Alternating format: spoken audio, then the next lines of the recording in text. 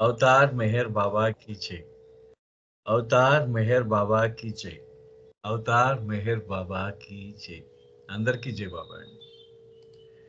So మొన్న మొన్నటిదాకా మనం ఈగో అనే ఒక అంశం మీద మనం పూర్తిగా దాని గురించి చదువుకుంటూ ఉన్నాం. ఇవాళ ఇందాకలా శర్మ గారు ఒక టాపిక్ అదేదో రజనీ గారు మాట్లాడతారని చెప్పేసి చెప్పడం జరిగింది. సో దాంట్లో మెమోరియల్ టవర్ గురించి ఇవాళ చాలా ఇంపార్టెంట్ అని, ముఖ్యంగా బాబా మాకు ఇచ్చిన అదృష్టం ఏంటంటే మెమోరియల్ టవర్ ఏదైతే దాని ఇనాగ్రేషన్ సెరమనీకి ఇప్పుడు ఇదే ఆన్లైన్లో ఉన్న నేను, అప్పారావు గారు, మేమిద్దరం కూడా వెళ్ళడం జరిగింది ఆ మెమోరియల్ టవర్ ఇనాగ్రేషన్కి. అంటే అది మొత్తం కట్టిన తర్వాత అది బాబా కట్టించమన్నారు. సరే, విశేషాలు ఆవిడ చెప్తారు, ఇప్పుడు నేను చెప్పడం అంత విశేషంగా ఉండదు. కానీ దాంట్లో ఉన్న ఇంపార్టెన్స్ ఒకటి ఏంటంటే, ఒక అంటే అందరికీ కొంచెం తెలియని ఇంపార్టెన్స్ ఒకటి చెప్తాను. దాంట్లో ముఖ్యంగా మనం గమనించాల్సింది, ఎవరైతే తెలుగు వాళ్ళు ఎవరైతే ఉన్నారో ఆ తెలుగు వాళ్ళలో సుమారుగా ఒక 6 మంది పేర్లు ఇప్పటిదాకా వాళ్ళెవరో కూడా కొద్దిమందికి తెలియదు, చాలా మందికి తెలియదు.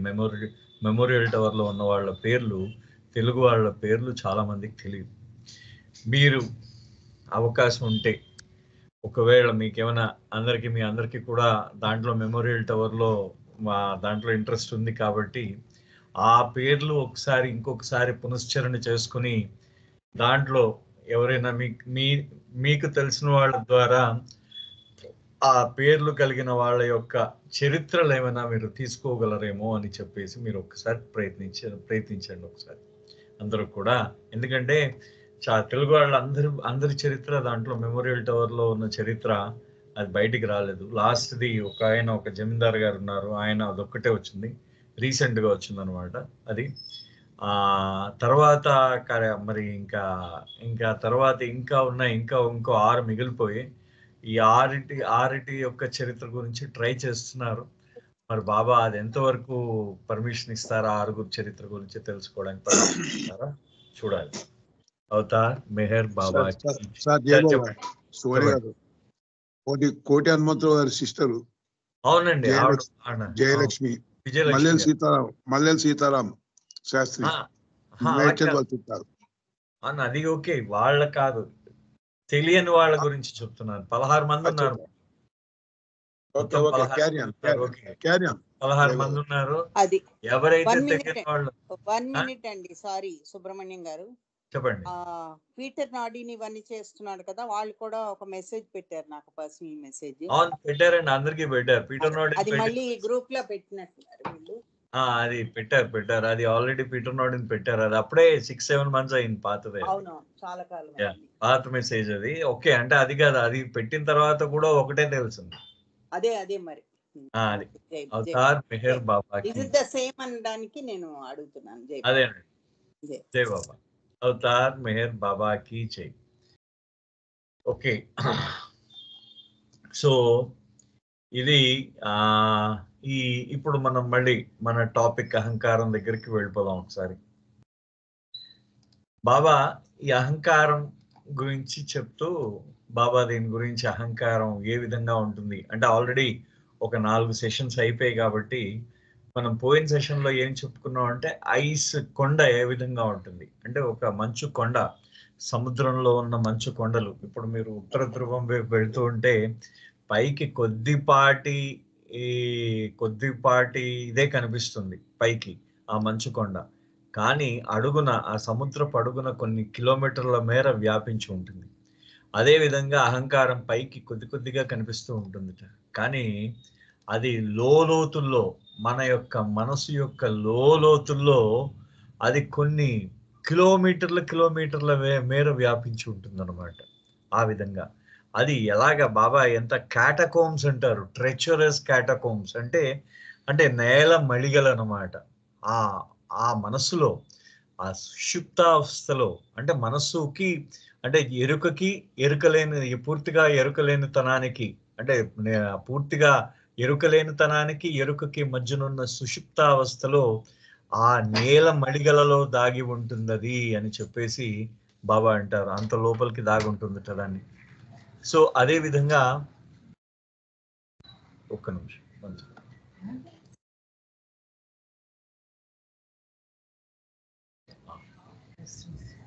బండికి ఓకే, ది ఈగో ఇక్కడ ఓకే.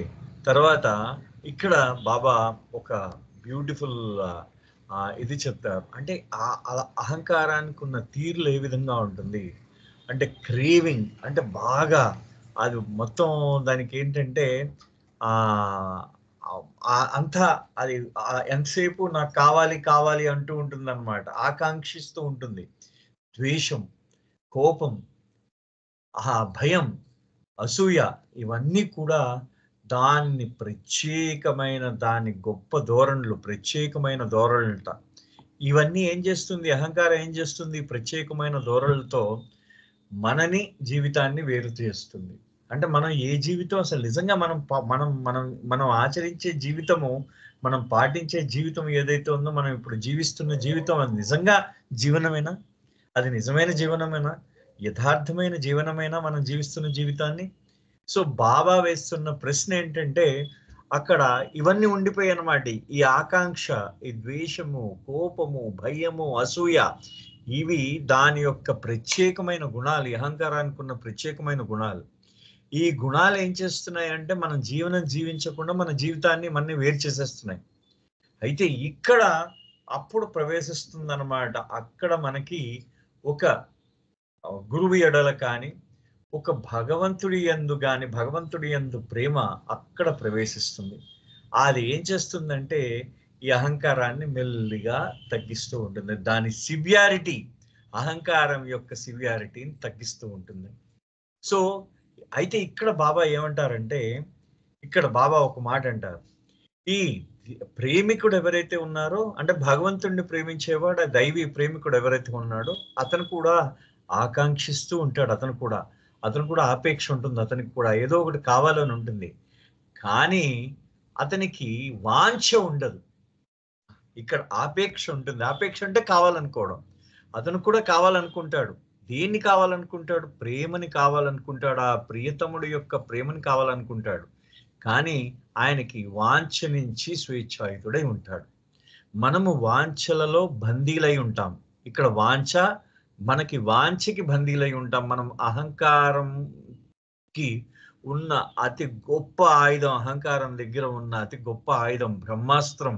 బాబా దాన్ని అభివర్ణించారు ఏంటంటే అతి గొప్ప ఆయుధం, ఉత్కృష్టమైన ఆయుధం అంటే అహంకారానికి ఉన్న ఉత్కృష్టమైన ఆయుధము ఆ వాంఛ, ప్రగాఢమైన వాంఛ అన్నమాట. అది కోరిక, డిజైర్. ఆ కోరిక ఏం చేస్తుందంటే ఆ కోరిక ఈ యొక్క అహంకారం పెరగడానికి, దాని యొక్క రూపుని పెంపొందించుకోవడానికి, అహంకారం ఎంతింతాయి వటుడింతాయి అన్నట్టు ఆ కోరిక యొక్క ఆలంబన తీసుకుని అది మెల్లిమెల్లిగా అహంకారం పెరిగిపోతూ ఉంటుంది. సో అది ఆ వాంఛ ఏదైతే ఉందో, ఆ వాంఛ మామూలుగా దేవి ప్రేమించేవాడికి కూడా వాంఛ ఉంటుంది, ఆ దేవుణ్ణి ప్రేమించేవాడికి కూడా వాంఛ ఉంటుంది. కానీ ఆ వాంఛ ఏంటంటే ఆ దేవుణ్ణి చూడాలని, ఆయనను ప్రేమించాలనే వాంఛ ఉంటుంది. అహంకారం యొక్క వాంఛ మాయాన్వితమైనది. ఆ దైవీ ప్రేమికుడి యొక్క వాంఛ అతి యథార్థమైనది. ఈ రెండు వాంఛలు మళ్ళీ అక్కడ రెండు తేడాలు ఉన్నాయి, కోరికకు కూడా తేడాలు ఉన్నాయి. That is the true desire. Love is the true desire. అది నిజమైన ప్రేమ అన్నమాట, నిజమైన కోరిక, అది యథార్థమైన కోరిక. ఇవన్నీ కూడా బ్రహ్మాన్వితమైన కోరికలు అన్నమాట.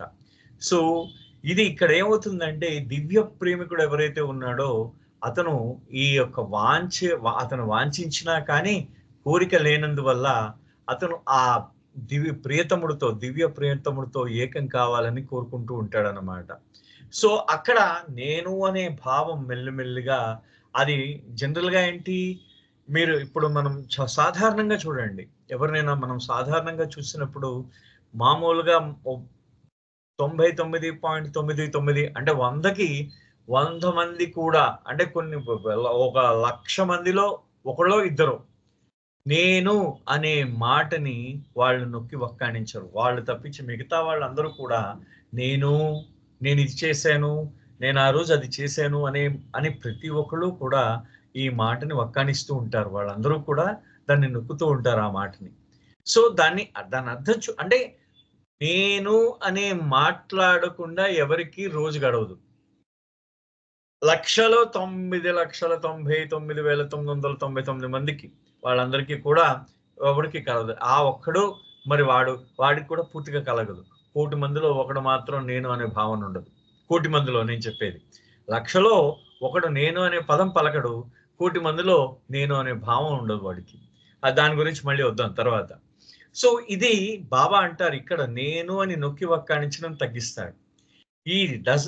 I in love the I does not think of self preservation. అక్కడ ఏమిటైంది? నిన్ను నువ్వు పరిరక్షించుకుంటూ ఉన్నావు. నేను ప్రతిదానికి నిన్ను నువ్వు ముందుకు పెట్టేసుకుంటున్నావు.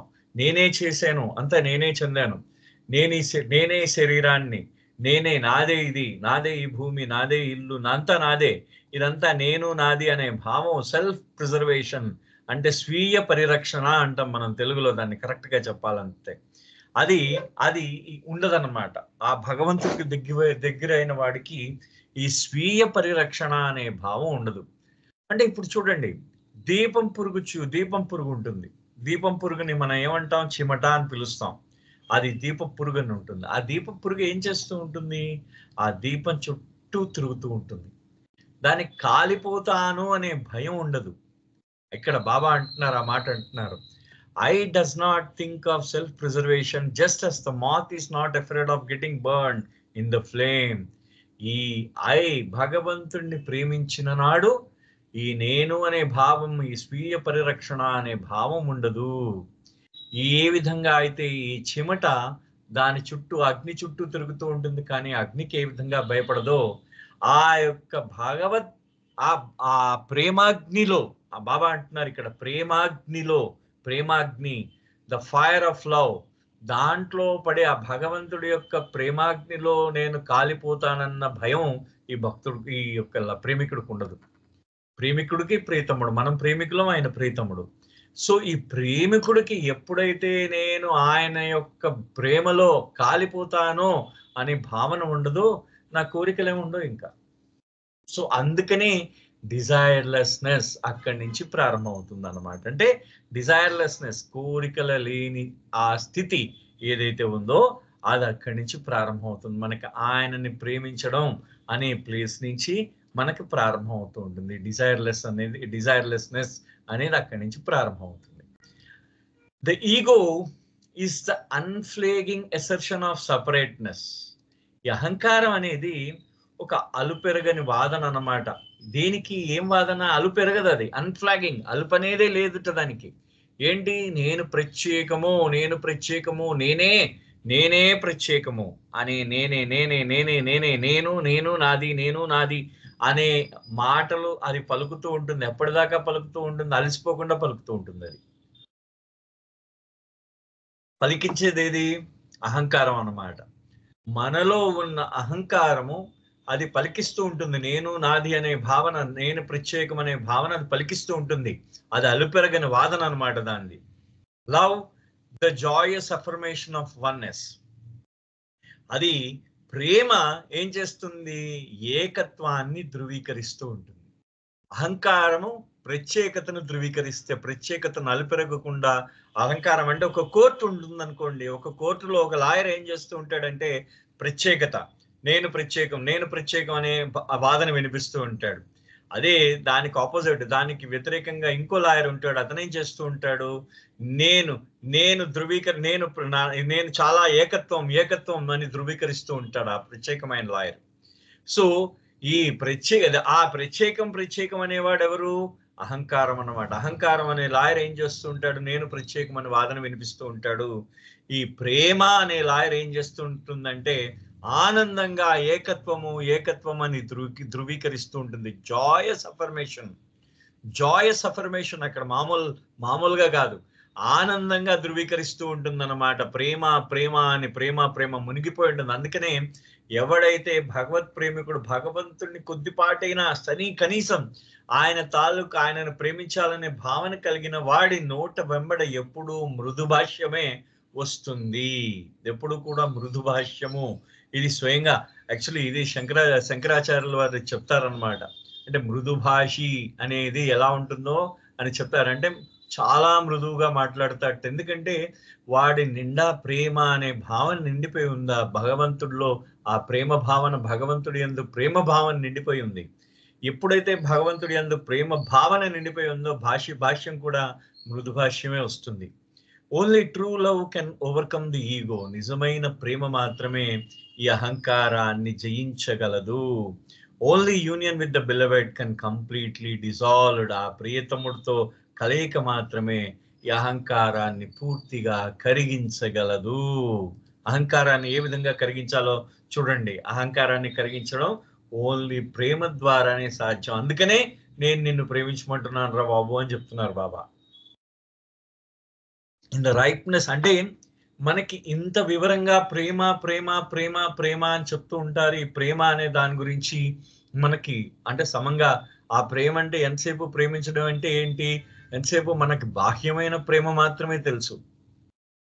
ఈ అంతర్ముఖమైన ప్రేమలో మనకి ఇదంతా అంతర్ముఖమైన ప్రేమ ఏంటంటే ఏదైతే ప్రత్యేకపరిచే గుణం ఉందో ఆ ప్రత్యేకపరిచే గుణాన్ని మనము దూరం చేసుకున్నంత కాలము, మనం దూరం చేసుకుంటూ ఉంటే మనలో ఉన్న ప్రేమ పలికిస్తూ ఉంటుంది. ఆ భగవంతుడే పలికిస్తూ ఉంటాడు మనలోంచి అంతా కూడా.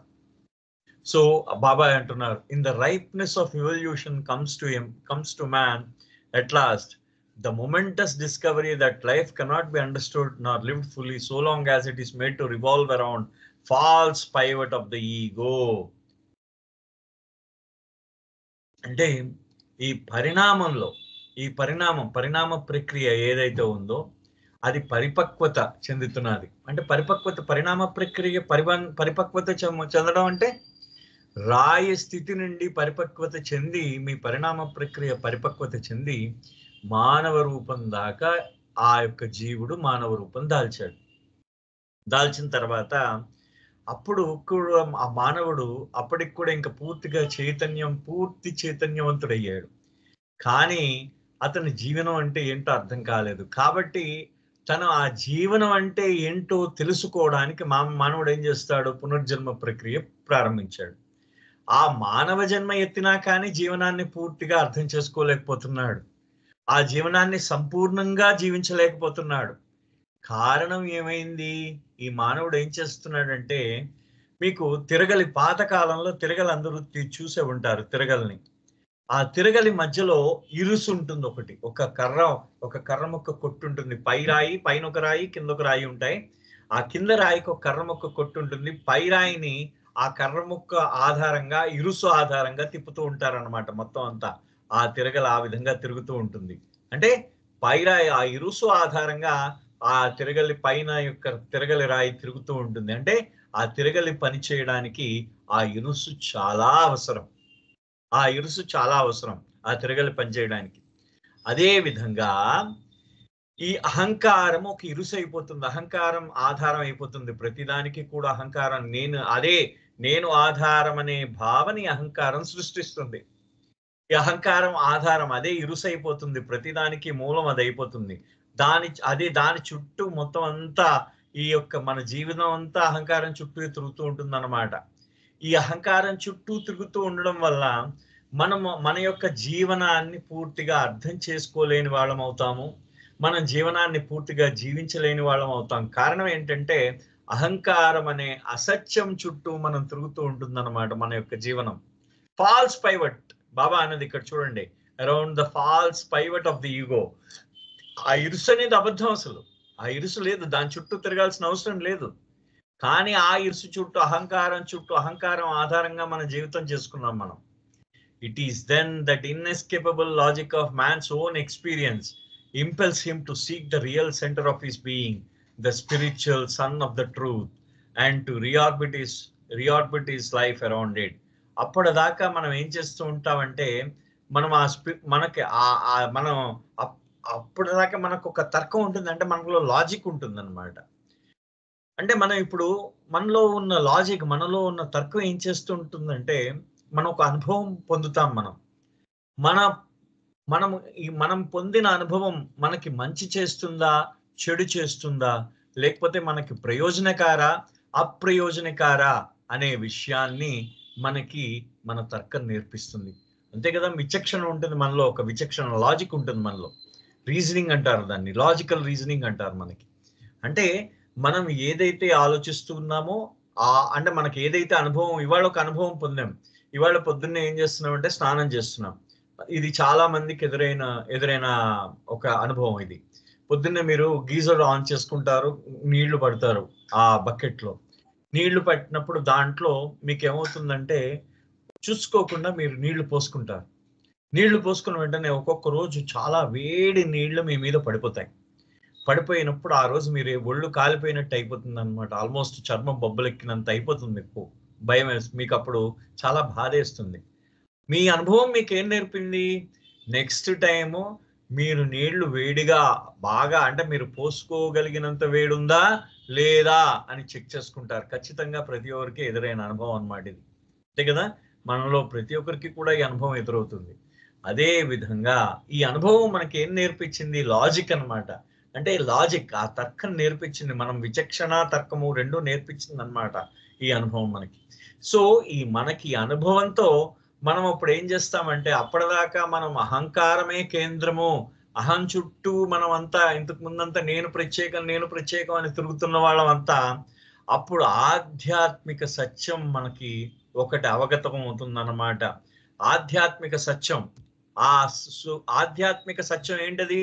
సూర్యుడు అనేటటువంటి సత్యం, ఉదయభానుడు అనమాట. సూర్యుడు ఎంత ప్రకాశవంతంగా ఆ ఆధ్యాత్మిక సూర్య సత్యం అనమాట అది. ఆధ్యాత్మిక సత్యం మనకి స్పిరిచువల్ సన్ ఆఫ్ ట్రూత్, బాబా ఇక్కడ వాడిన పదం. అంటే స్పిరిచువల్ సన్, ఆధ్యాత్మిక సూర్యుడిని మనం అక్కడ పొందుతా ఉంటాం. ఎందుకంటే అది సత్యం యొక్క వెలుగు. ఆ వెలుగు ఏం చేస్తుందంటే మన యొక్క భ్రమలు అనే చీకట్ను దూరం చేస్తుంది. దూరం చేసి మనం ఆ వెలుగు చుట్టూ తిరిగేటట్టు మన అనుభవం మనకు నేర్పిస్తుంది అనమాట. చెయ్యి కాలిన వెంటనే మనకు అప్పుడు ఏం చేస్తాము? తర్వాత మెల్లిగా చన్నీళ్ళు ఉప్పుతాం. అదే విధంగా ఆ సూర్యుడు అనే ఆ సత్యము అనే కాంతి మనకు ఎప్పుడైతే చూసామో ఆ కాంతి చుట్టూ మనం తిరుగుతూ ఉంటాము. ఇది బాబా అంటున్నారు చూడండి.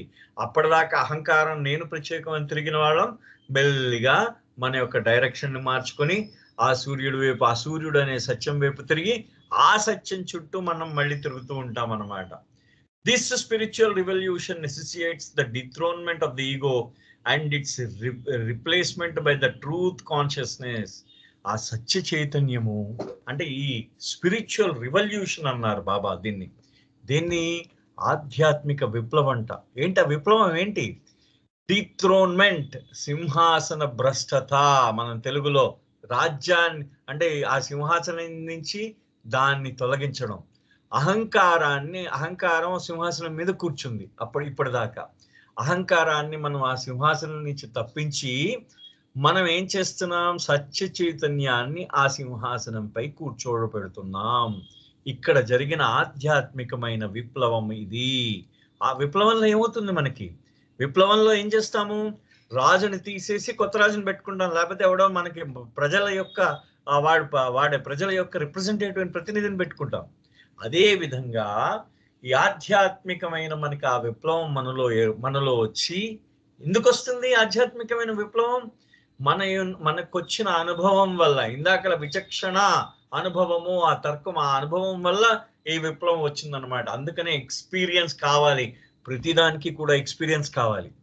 ఆ ఎక్స్పీరియన్స్ మ్యాన్స్ ఓన్ ఎక్స్పీరియన్స్, ఈ మనిషి యొక్క అనుభవం ఏం చేస్తున్నదంటే మనము ఆ ఆధ్యాత్మిక సత్యాన్ని గ్రహించేటట్టు చేసి మన జీవితాన్ని మళ్ళీ మనం తిరిగి ఇంకొక దాన్ని ఏమంటారంటే మనకి ఇంకొక పరిధిలో, ఇంకొక కక్షలో కరెక్ట్ గా ప్రవేశపెట్టుకుంటాం అన్నమాట. సరైన తోవలో పెట్టుకుంటాం జీవితాన్ని.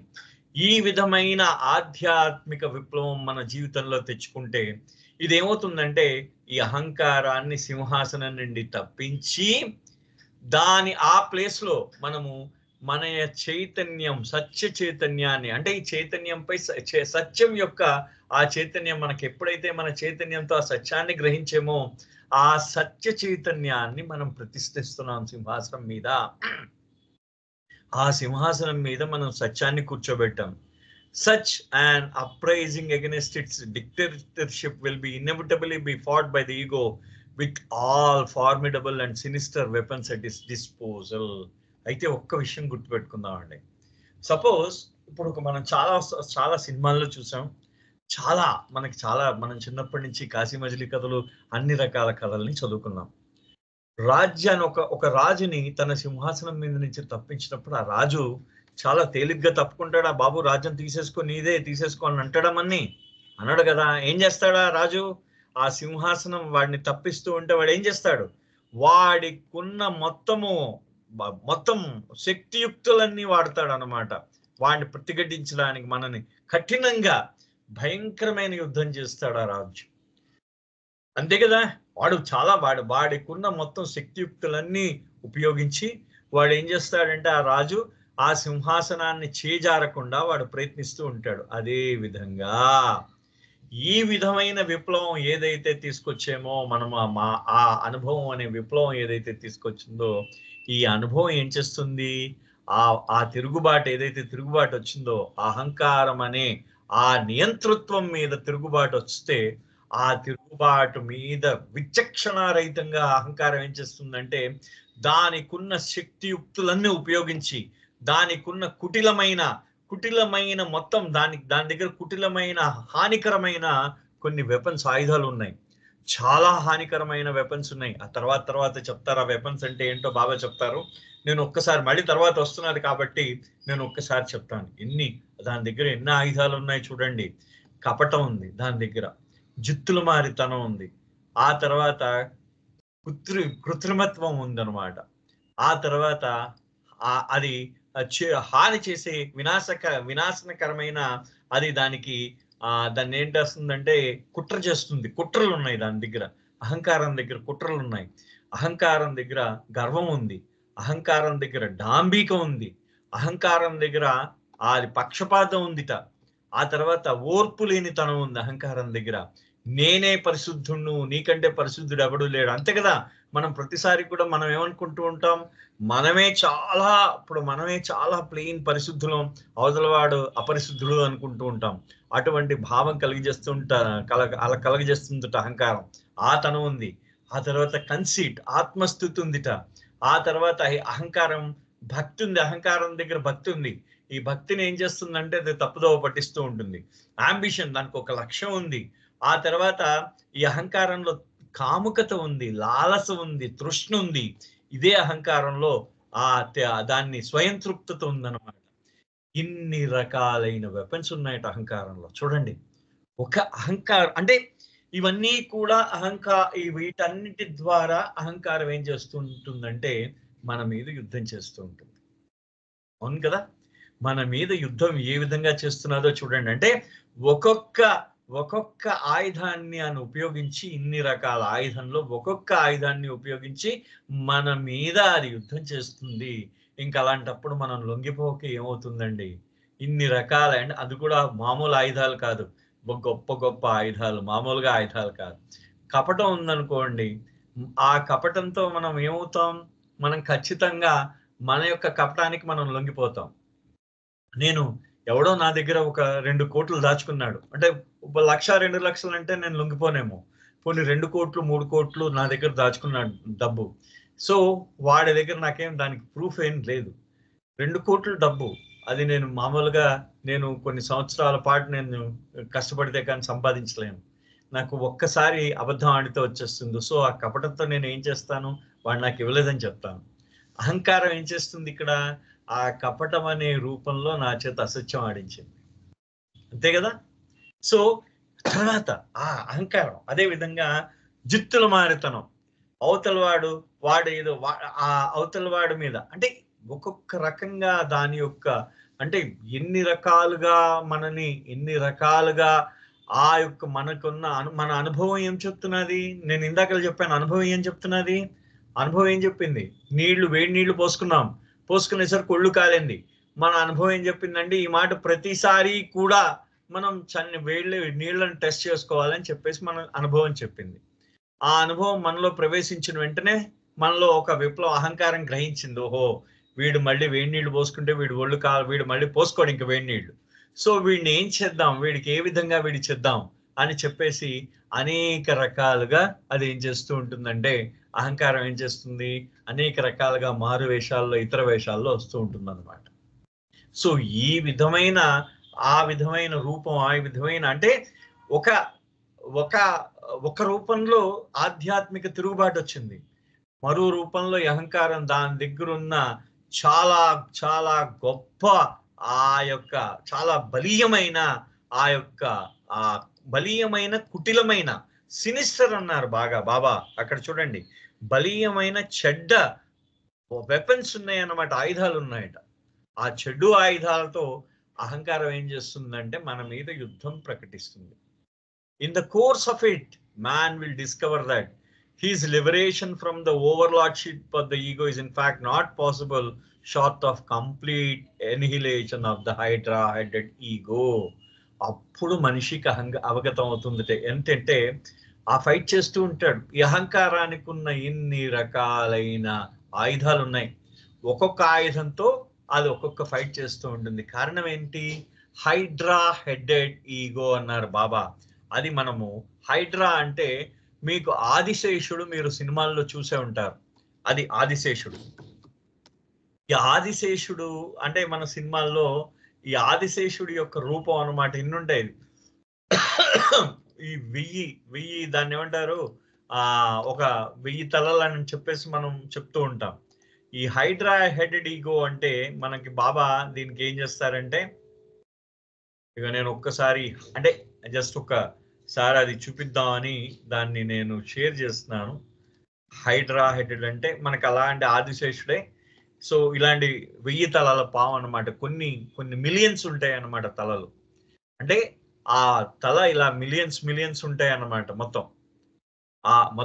అదంటే మొత్తం ఎన్ని మిలియన్స్ అంటే కొన్ని వేల తలలు ఉంటాయి, దానికి కొన్ని లక్షల తలలు ఉంటాయి.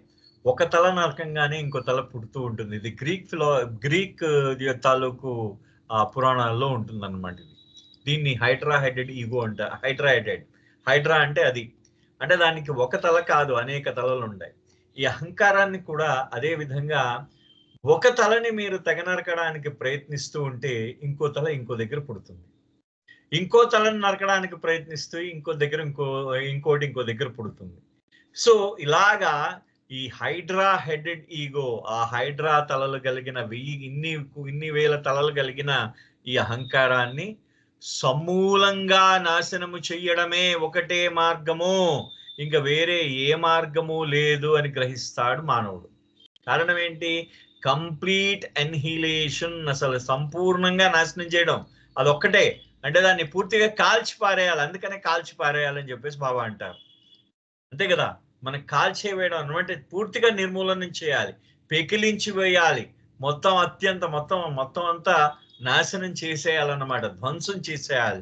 సత్యనాశము అంటే సత్యనాశ్ అంటారు, అందుకనే సత్యనాశ్ అంటే సర్వముగా, అంటే మొత్తం సత్యనాశ్ అనే పదం బాబా మనోనాశ్ లో వాడారు. సత్యనాశ్ అంటే సత్యముతో సహా, సత్యం కూడా నాశనం అయిపోయేటట్టు ఇంకేం ఉండదు అనమాట అక్కడ. సత్యనాశ్ ఆ విధంగా అంటారనమాట. అంటే కంప్లీట్ అనీలేషన్, ఆ సంపూర్ణంగా సత్యనాశనం అయిపోవాలన్నమాట, సత్యనాశ్ అంటారు. అందుకని అంటే దాన్ని పూర్తిగా సంపూర్ణంగా పెకిలించి వేయడం, ఈ హైడ్రా హెడెడ్ ఈగోని పెకిలించి వేయడమే అదే అనమాట. అహంకారాన్ని పెకిలించి వేయడం ఒక్కటే శరణ్యం. For as long as there is even the feeblest breath of life left in the ego, it has incredible toughness to resuscitate and itself and the fabulous resources to re-establish its hegemony.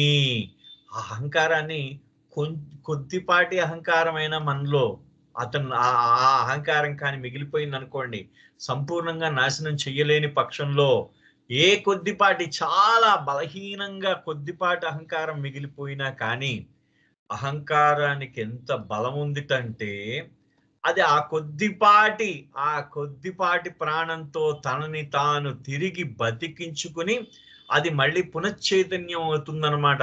పునశ్చైతన్యవంతం అయ్యి మళ్ళీ తనని తాను బతికించుకుని ఈ అహంకారం ఏం చేస్తుంది? తన అధికారాన్ని, తన ప్రాముఖ్యతని, తన ఆధిపత్యాన్ని అది మళ్ళీ ఎస్టాబ్లిష్ చేస్తుంది. అది మళ్ళీ అది పునర్వ్యవస్థీకరిస్తుంది. అంతటి గొప్పది అహంకారం. అహంకారం అంత గొప్పదన్నమాట. అంత గొప్ప అహంకారం, దానికి అంత శక్తి ఉన్నది. కొద్దిపాటి చిన్న కుసప్రాణం ఉంటే చాలట అహంకారానికి, చాలు మళ్ళీ దాని ఆధిపత్యం అది దాని ఆధిపత్యాన్ని దాన్ని చూపించుకుంటుంది. అది మళ్ళీ నేను రీఎస్టాబ్లిష్ అంటున్నారు బాబా, మామూలుగా కూడా కాదు, మళ్ళీ అది ఎస్టాబ్లిష్ దానికి రీఎస్టాబ్లిష్ చేసుకుంటుంది, స్థాపించుకుంటుంది, దాని యొక్క ఆధిపత్యాన్ని తిరిగి పునఃస్థాపించుకుంటుంది. అది అంత గొప్పది అహంకారం. Complete dissolution therefore of the false nucleus of accumulated and consolidated karmic impressions and tendencies, which is the mainspring of the power of the ego. అహంకారానికి ఉన్న ముఖ్యమైన శక్తి ఏంటయ్యా? అహంకారానికి ఉన్న ముఖ్యమైన శక్తి ఏంటి?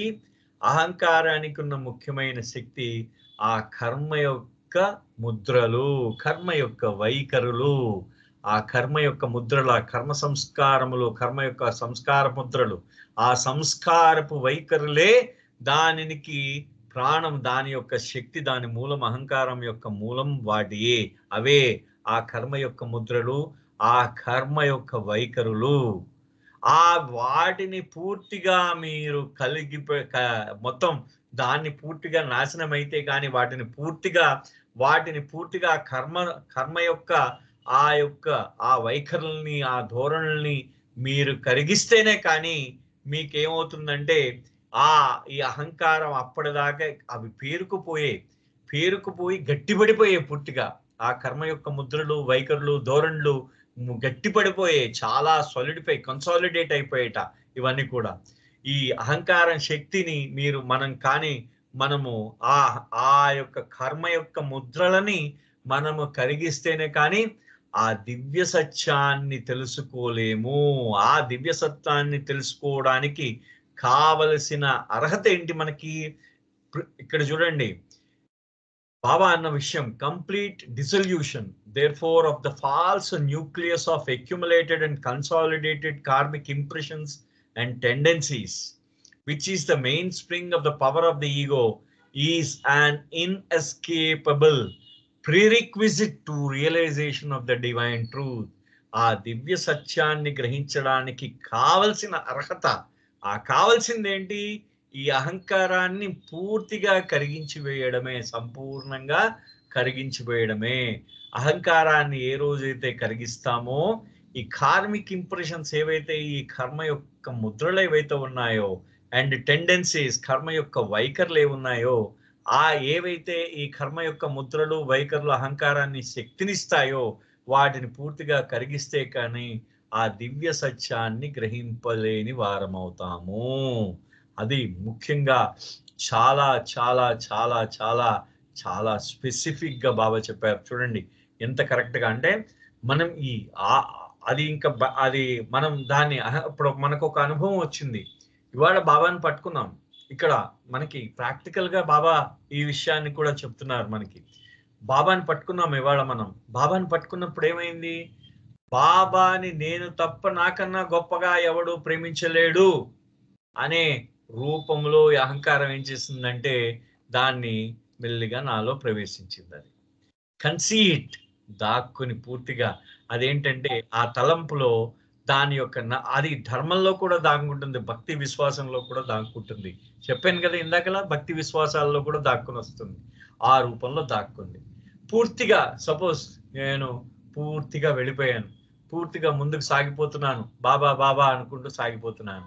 ఇక్కడ నాకన్నా గొప్ప బాబా ప్రేమికుడు లేడు అనే భావం ఒక్కసారి నాలో చాలా బలహీనంగా ప్రవేశించింది. అది ఇంతింతే వటుడింతే అన్నట్టు ఏమవుతుందంటే ఆ భావన పెరిగిపోతూ ఉంటుంది. నాలో పెరిగిపోయింది, పూర్తిగా పెరిగిపోయింది. పెరిగిపోయేసరికి అహంకారం అంటే చాలా బలహీనంగా ఉన్న ఆ యొక్క తలంపు, నేనే గొప్పవాడిననే చాలా బలహీనంగా ఉంది ఆ తలంపు. అదేమైందంటే అదేమైంది, ఆ అహంకారం, నాలో ఉన్న అహంకారాన్ని పునశ్చైతన్యవంతం చేసి దాన్ని మళ్ళీ దాని యొక్క ప్రాబల్యాన్ని, దాని యొక్క అహంకారం యొక్క ఆధిపత్యాన్ని అది ఏం చేసిందంటే అది స్థాపించుకుంది అహంకారం నాలో. అందుకని పెకిలించలేకపోతున్నాను. దానికి 1000 తలలు, ఒక తలను నరుకుతూ ఉంటే ఇంకో తల వస్తున్నది దానికి. సో కాబట్టి ఈ వైఖరులన్నింటినీ, దాని తలలన్నిటినీ ఒక్కసారి తీసేయాలంటే దానిలో ఉన్న ముఖ్యమైన శక్తిని కాల్చేయాలి. ఇప్పుడు రావణాసురుడు యొక్క 10 తలలు రావణాసురుడు ఉన్నాడు. ఆయన 10 తలల్ని ఒక్కొక్క తల తెప్పుతూ ఉండి ఒక్కొక్క తల వస్తూ ఉంటుంది. అప్పుడు ఏం చేశాడు? విభీషణుడు చెప్తాడు, నాయన ఆయన పొట్టలో ఉన్న అమృతం దాన్ని కొట్టని. అదే విధంగా ఈ అహంకారం మధ్య ఎక్కడుంది? అహంకారం యొక్క శక్తి మొత్తం అంతా ఈ కర్మల యొక్క ఇంప్రెషన్స్, అంటే కర్మ ముద్రల్లో, కర్మ వైఖరుల్లో ఉంది. దాన్ని నువ్వు ముందు దాని మీద మనం బాణం వేస్తే, అందుకనే కర్మ, అందుకనే సంస్కారాలు అంటున్నారు బాబా. ఆ కర్మ సంస్కారాల్లో, కర్మ వైఖరుల్లో అహంకారం శక్తి దాగుంది. ఆ శక్తిని కానీ మెల్లిగా కరిగించిన వాళ్ళమైతే, పూర్తిగా దాని మీద ఒక ఆగ్నేయాస్త్రం వేస్తే అది మెల్లిగా ప్రేమ అనే ఆగ్నేయాస్త్రం వేయాలి. ప్రేమాగ్ని అనే ఆగ్నేయాస్త్రాన్ని వేస్తే అప్పుడు ఆ దివ్య సత్యాన్ని గ్రహించిన వారం అవుతాము. The only road to true integration and fulfilment of life is over the dead body of the ego. చూడండి బాబా, డెడ్ బాడీ అహంకారం యొక్క ఆ శవం అన్నమాట. డెడ్ బాడీ దాని యొక్క శవం మీద మనం only road to true integration, మనం ఏకీకృతం అవ్వడానికి, మన ఏకీకరణకి, మన జీవితాన్ని ఏకీకరణ చేసుకోవడం ఎప్పుడు సాధ్యమవుతుందంటే అహంకారం యొక్క దాని యొక్క ఆ శవం మీద మనం నడిస్తేనే, దాని యొక్క ఆ నిర్జీవమైన శరీరంపై మనం నడిస్తేనే, మనం ఎప్పుడైతే నడుస్తామో ఆ రోజు మన జీవితం ఏకీకృతం అవుతుంది. ఇక్కడ దాకా ఇవాళ ఆపుదామండి. 7:57 తిరిగి మళ్ళీ రేపు మళ్ళీ కంటిన్యూ చేద్దాం. అవతార్ మెహర్ బాబాకి జై. జై బాబా అండి. జై బాబు సార్. జై బాబా అండి. Thank you. జై బాబా సుబ్రహ్మణ్యం గారు.